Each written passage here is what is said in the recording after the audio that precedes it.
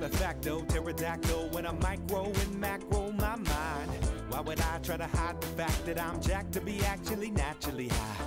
And I'm that guy with the flashlight, looking back at the track with the black light. How about this, how about that? Pay attention to wax, you're free to...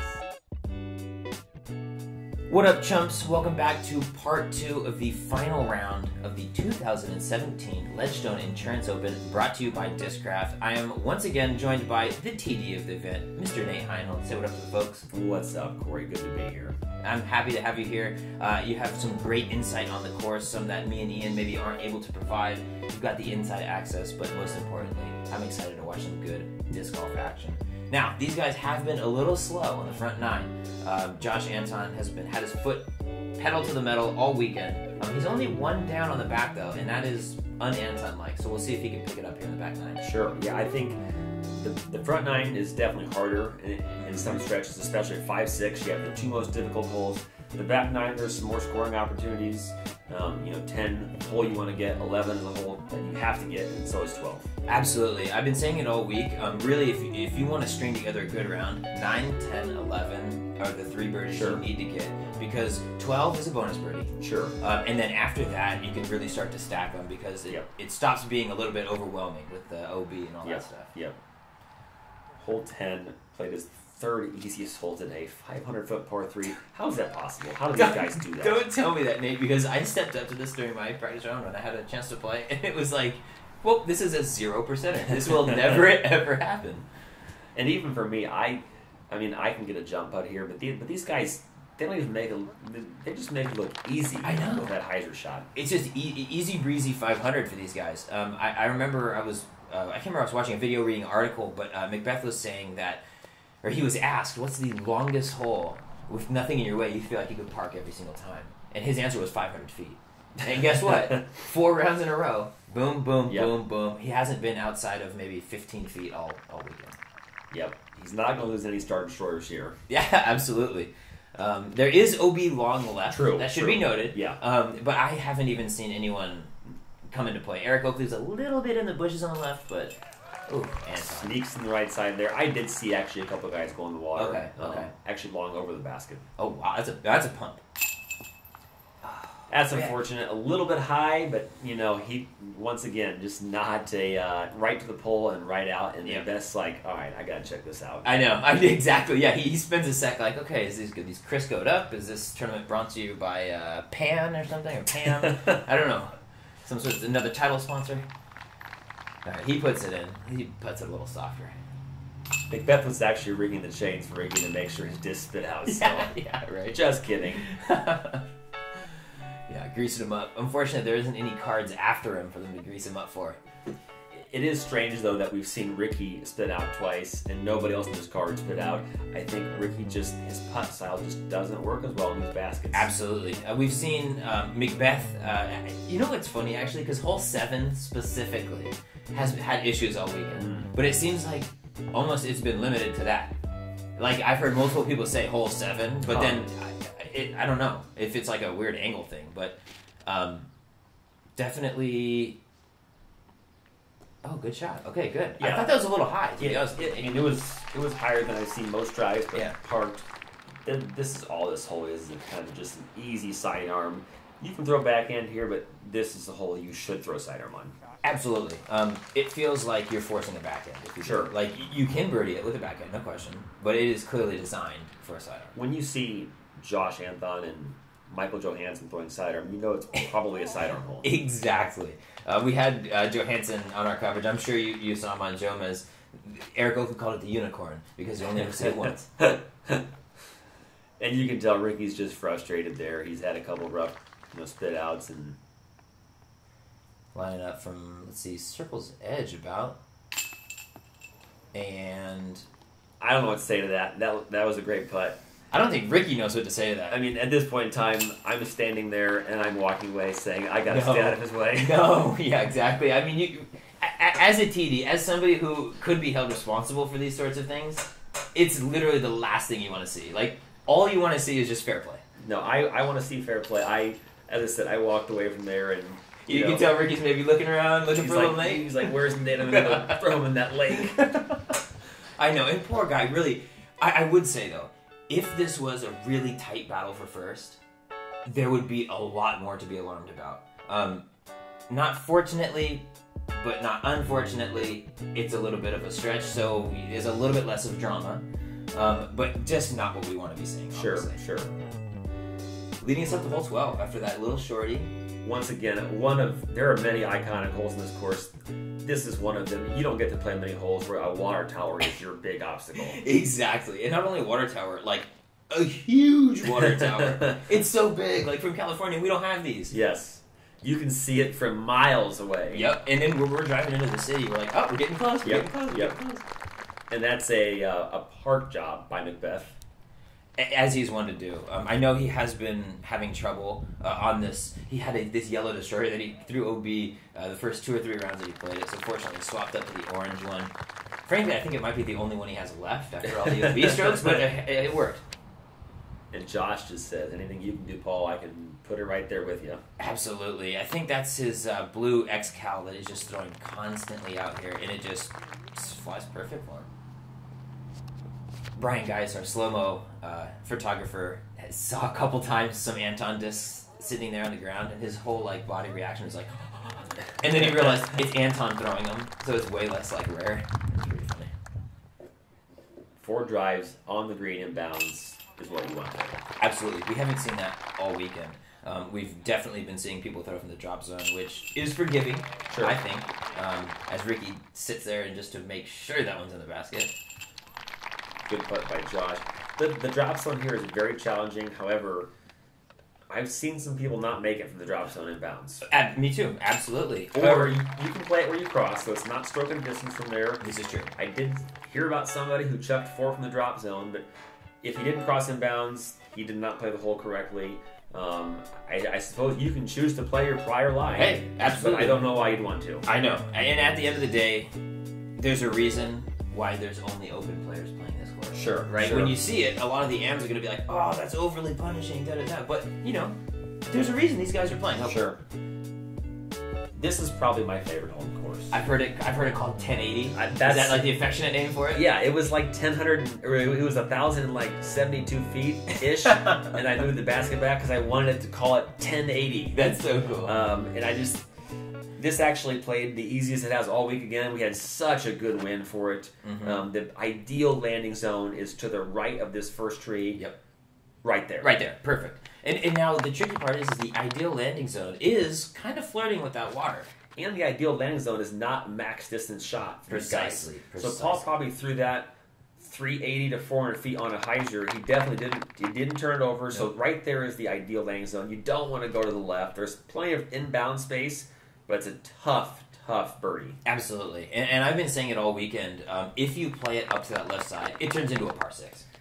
Well, and that's true. I actually have seen a birdie going that way with a couple massive shots. Mm-hmm. But in the C tier that we had the Sunday before the tournament, I had to go the left way and threw a 500-foot third shot and made a 60-foot jumper for a birdie. So my friends were telling me that you could not even par that hole going that way. I didn't think so. And I told them, you don't have Nate Heinel distance. I was going to say, Nate Heinel, you just humble bragged 5 bills. I'm kidding. So it wasn't 500 feet. It was probably 450. So regardless, it was an incredible shot, and you got the birdie. But I did take a 7 that round and another double bogey, and then it all 5 more bogeys. It all evens so out. I shot a 68, so definitely not a good score. So. Yeah, okay. Where to even out? There you go. There you go. Let's just put it in perspective. And now you mentioned off the tee, it's not a max distance shot. Par 5, 1080, you think, oh, you're crushing this thing. But really, it's a series of 3 placement shots in a row. I mean, and, we're seeing all of these guys stay to the right, stay to the water's edge. That's how you make a birdie here. You go to the left side, it's hard, and there's more stuff in the way. Here, there's nothing in the way but water, and that looks scary to most players, not for them. No. I mean, they're never... they're never going to be worried about the water because they know that they can just throw a hyzer. And Ricky just threw that way too hard. That out of bounds should never come into play. He's 65 feet from the basket. Exactly. That OB is pretty far back there, and it really seems like the hole was designed to play over the water. It was. And then maybe somebody got too far off left. Oh, okay. Well, we could have him play to the left side too. I designed it as an option hole in mind, knowing that Some players would like to play up the left just to be safe because they don't want to lose discs, but it's designed to play it the way that these guys have just played it. And Ricky, don't lose that number. He just made that putt. My God. Replaying it from the other angle. God, Dead Lord. center. He just said, forget about those spit outs. I'm just going to... Oh, no raptor legs. So No. Slow Ricky walk. Hey, some could say at Worlds, there was a little bit of drama where McBeth was making some Instagram posts about how cool kids don't walk to their basket. And hey, all I'm saying is Ricky ain't walking. Or Ricky ain't running.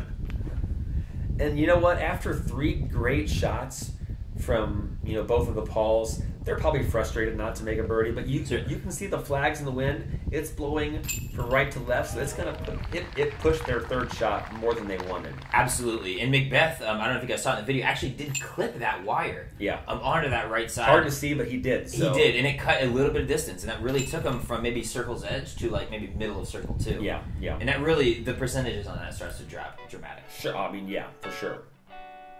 Ricky just letting it flow. It's so impressive. He gets like, it goes straight, it turns over, and then it crashes all within 60 feet. It's like a flex. It's crazy. I don't know how he does it. It was a great putt. It was fun to watch.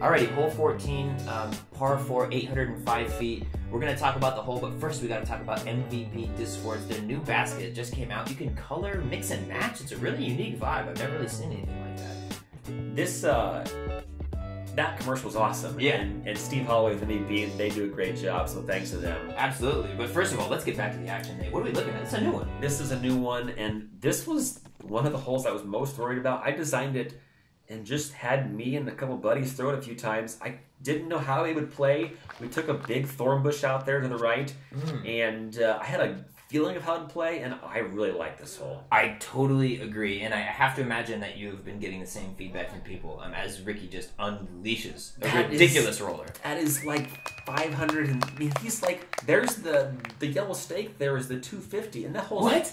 That hole is 800 feet. 800 feet. And he just threw it at least 500 feet, OB left, OB right. It was probably the best try you saw all week. Yeah, and you just saw Paul throw his Thunderbird down there. That is the ideal drive, when you're not throwing the aggressive roller.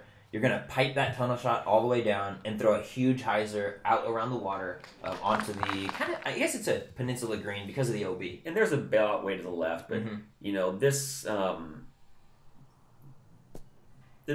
This is not an easy hole. No. They're making it. I mean, those drives, I'm just pausing because it's shocking to see those 4 drives so good. 28 players actually birdied this hole in this round, which is, when my friends were looking at this hole, they were saying, no one's going to get this hole. And I said, you guys are wrong. Yeah. These guys throw They're far. good. They're making this look way too easy. Yeah, absolutely. I was talking with Peter McBride a little bit, who actually played very well last round. Sure. He was able to birdie this in his final round. He went 4-5-5, and he got the 3, and that was the most exciting part of his round. Sure. I mean, this hole feels great to get, and look, I mean, these shots that's got to sit.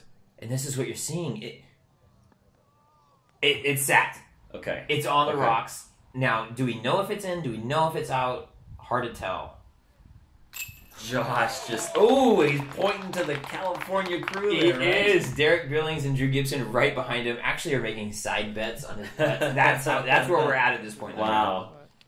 So you can see Ricky's disc kind of just sitting on the rocks, and it's hard to tell because the rocks are above the water, but there is kind of water lapping. Eventually, they gave him the safe. Well, at the end of the day, they should have reverted to the caddy guide, which says the rocks are inbounds. Actually. Exactly. The rocks on the shoreline are inbounds on this hole because they're connected to the shoreline. And I think that the one part they were struggling with is if there was a rock that was 3 feet into the water, that was out of the water, is that in? That would be out of bounds. Okay. Because that's not on the shoreline. Exactly. So, that's what they were, I think, discussing. Sure. At the end of the day, the benefit of the doubt goes to the player. They made the right call. Yep. But if the rock was out in the water 5 feet, 3 feet, it's a common sense rule. Common sense rule, Obviously, Some players were trying to fight me on it with a couple rulings, but at the end of the day, you have to be fair to the field. And Josh just sneaks that on the right side. That was awesome. Isn't that cool? Gosh, man, big shout out to Brian Geis on the slow-mo. Just really shooting great footage all weekend. And there you have it. That's 12 strokes for 4 players. That's so well played on that hole. That's just unreal. That was crazy. Hole 15 is a new hole as well. Uphill, plays like 360, 370, elevated basket, 14 goes to the left. Once again, didn't really quite know how it would play, but the players seemed to like this hole. It was a kind of a great lefty hole. I agree. Lefty hyzer. Yeah, and if you got a big power sidearm, we saw Barsby just park it with the sidearm. Here Rick is, displaying that as well. Just a little low, though, but he's still putting there for sure. Absolutely, inside the circle. Now, it's a raised basket, but inside the circle regardless. And McBeth told me he was throwing like a rock in practice and just couldn't get the mid-range up the hill. Mm-hmm. I think he switched to maybe a T-bird 3 or something like that, but he just snuck out of bounds there. Yeah, and he'd been going back and forth between the leopard 3 and the T-bird 3. Okay. Depending on just how much flex he wanted to get on it. The leopard 3 would turn over a little much on him, and the T-bird 3, unfortunately, you saw flex out of bounds. Yep. I mean, it says 330. It's just, it plays a lot longer. Absolutely. They can obviously throw mid-range that far, but not uphill with a big turn like that. And it should be noted, right off the basket. That should be noted. Yeah, it did. It should be noted there's a Mando to the right. Thank you. So that's why you can't. And we did that, and McBeth even goes, yeah, I'm not a huge fan of that, but I know why you did it. We wanted to keep discs off the road, obviously. Of course. And you would have had discs on the road and some safety issues. There's a great putt by Ricky. Getting back on the horse after the slow going earlier. And I still like how this whole played. I saw rollers, I saw sidearms, I saw high antes. So that's what you want to see. I want to see variety. And especially on a course out here. Like we just were in Worlds a little bit ago and playing at like W.R. Jackson where there is one shot and one shot only for any given spot on the course. Sure. This is basically the polar opposite. Sure. It's huge park style golf where it's dealer's choice really. Sure. Who's got the biggest bevy of options and who can make it work. So they played that hole more under par than they did the 800-foot bomber par 4. That's just how it goes sometimes. Yeah. Huh. And then, hey, these guys can throw far, but throwing uphill touch to a raised basket, that's a lot more variables. Hole 16, par 4, 606 feet, left to right the whole way. Yeah, same hole as last year, except for the last power line or power pole as a Mando, just to keep disc once again off the road. Yep. I was just shocked at how many rollers I saw on this hole this week. And Ricky was trying to drive his roller to the green, and he did it. And I think round 2, he had like a 60-foot putt. He was going big. Yeah, Josh is going big. And Josh and Paul agreed on $20 eagles before they drove here. Oh wow! So that was the emotion on the tee. And you can see he was so far down there that he's getting. And I let them throw there because they were at the green. I thought, let's just get it going. Incredible! He's way at that's 550 feet. I know. I gave Andy, our second cameraman, some grief about being out of position for the 800-foot roller, or the 600-foot roller. Unfortunately, can't predict that. Yep. And I think McBeth's trying to please the crowd here. I don't think he threw roller in the other rounds, but that is as aggressive as a line you can take with a roller. He got right on that bush. Absolutely. And I mean, he's right on the edge. He can still straddle jump putt that. Yeah, that's his roller destroyer, a phrase that not mere mortals can say. And Ricky just cut his roller too close to the edge. Right into the bush. And he's birdied, I think, 4 or 5 in a row at this point. Having some trouble with this hole. That's he's 35 feet there downhill. That's actually a really good shot from that bush, because that bush is a wall. Absolutely. And it is unforgiving. If you go in there, you're not going to have like an easy straddle out. Yes. Wow, Paul just straight up parked that. That's beautiful. Great sidearm. That's how you draw it up. Yep. Right? I mean, the little turnover off the tee, sidearm up. McBeth I mean, that was an eagle putt. Yeah, absolutely, and it was close.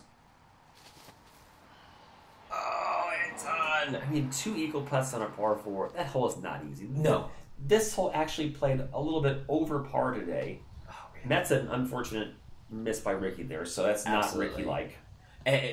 Just the fact that they're having putts for 2 is just when you you don't that's not a, you don't have putts for 2 in this hole. Yeah, yep. And he's chuckling as he putts. I think he knows he's won. That Yeah. was a not a good putt, but I don't think he cares. So. No, not at all. I mean, he's got his crew with him. Yep. He's got Drew Gibson, Derek Billings, the whole, as you said, the California crew. It was really, honestly, great vibes. Really, through the back 9, through the whole round. He knows he's going to be getting that Ledgestone Cup here shortly in that big check. I actually gave him, some grief about his sidearm because I said, Josh, your sidearm was good. Where did that come from? So Josh just, as I said, just flawless golf so far. Mm-hmm. And it doesn't matter what year it is. I've heard him say, he's not playing Masters. He's not playing Age. He's here to play Open. And he's here to win. Sure. Hole 17, the ace hole. It is just a beautiful, not only beautifully laid out and presented hole, but a beautiful hole to watch as a spectator. Yep. You've got the stands up there. You can see the crowd in the back gathering. It's just a great... It's a lot of fun to sit there and watch the discs. We got to see a couple discs skip off the dock and guys get going bounds. So it's fun for the fans to watch this hole. Yeah, and unique to other holes, it's so open and it's just ripe for an ace. Yep. I love it too. As a big tournament like this, you're playing one course. It's nice to have one hole there to just try and get something happening. Yep. You saw McBeth go to it looks like an overstable fairway. He was went a Nova. The first, I saw him throw a Nova, hit the dock out of bounds. First 3 rounds. So, I think he was kind of getting smart there because that is the play right there, kind of just a knife shot into the green. Yeah, absolutely. Knife it in, and then you have the off chance to throw in the ace. If you're throwing that Nova, you shouldn't be acing because if you do, you're blown by it. Yep. Ooh. Once again, Josh is he's ready for his victory lap here. Good putt by Ricky. Low and left, as you mentioned. Yep. Yeah, we're really just playing out these past few holes. This is really just for the fans at this point, trying to give a show. And a battle for second. No, you're right. You're absolutely right. Having said that, it is Paul and Ricky Paul and Paul, excuse me. So I know McBeth would like second, but I know he's a first or last kind of guy. If you ain't first, you're last. So Uli, I would wager, is battling a little bit harder for that second place. I mean, I'm sure Paul's disappointed that he's not going to win. At the end of the day, though, nobody can complain about second, third, or fourth with this kind of field. Absolutely. Or fifth, sixth, seventh, absolutely. And not only that, but the field and, frankly, the deep payout, Nate. Yes. This is extraordinary for people. The top 23 players get a minimum $1,000. So 23 was 23. Okay, interesting. I was curious what the line was. That's incredible. I mean, most tournaments don't pay that in first place in $1,000. That's what I mean. Great for the players. I was my good friend Peter McBride. We traveled here from Rocky Mountain Championships last weekend, and we were just chatting about how so many people come from all over to play this because it's so financially viable. Sure. Yep. Hole 18, the finishing hole. McBeth says, "All right, I'm going to put the show on here and take the big Anheuser." Doesn't quite get it out over the lake enough to get way down there, but you know what? He was still fun to watch. Absolutely. He threw his big swirly one at the end of round 2, and unfortunately hyzered into the lake, so he didn't have the flippy, super glidey one that he wanted. And that's a great roller by Rick. That's way down there. And this hole plays really well to the roller. It's kind of it's that right to left curve, but it's uphill, so it can kind of really ride it the whole way. And that's a good roller. It probably, cut out to the right a little bit, but that's fine. Once again, rollers are great play here. Josh is going to do it as well.